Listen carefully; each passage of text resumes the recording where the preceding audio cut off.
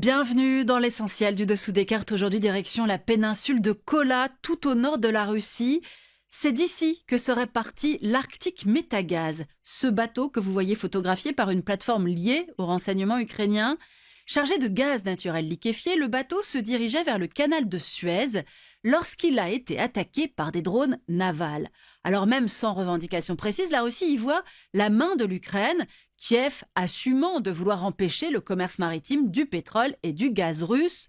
Moscou continue en effet d'écouler ses hydrocarbures, notamment au travers de sa flotte fantôme, ces bateaux qui changent sans cesse de pavillon pour ne pas être identifiables et pour échapper aux sanctions internationales. Maintenir ces échanges commerciaux, un enjeu crucial pour Vladimir Poutine, dans un contexte où l'économie russe subit les effets de 4 années de guerre, tandis que le Kremlin perd, vous allez voir, en crédibilité au niveau international. Sortons nos cartes. Et on commence par prendre la direction de Moscou. La Russie a terminé 2025 avec une croissance d'environ 1%, après 2 années à plus de 4%. L'inflation était évaluée à 5,6% en 2025 et les recettes seraient en baisse en raison d'une chute des revenus pétroliers de près d'un quart sur un an. Le Kremlin espère désormais que l'embrasement du Moyen-Orient et le blocage notamment du détroit d'Ormuz feront remonter la valeur des hydrocarbures russes. À présent, direction l'Ukraine. Selon l'IFRI, le rapport de force entre le pays agresseur et l'agressé resterait favorable au premier, la Russie.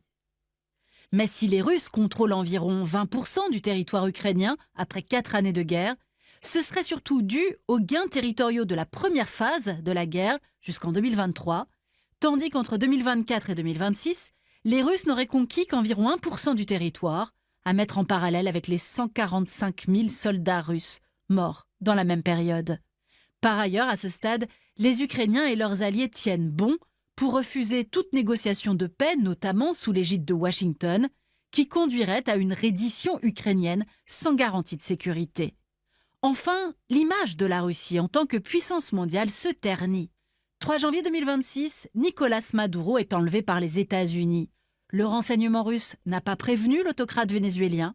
Le Venezuela, historiquement l'un des partenaires les plus proches et les plus importants de la Russie en Amérique du Sud, à la fois dans les domaines militaires et économiques, notamment dans le secteur pétrolier. Et terminons bien sûr au Moyen-Orient. Le 8 décembre 2024 tombait Bachar el-Assad, mettant fin à plus d'un demi-siècle de dictature Assad et de complicité Moscou-Damas. La famille Assad, qui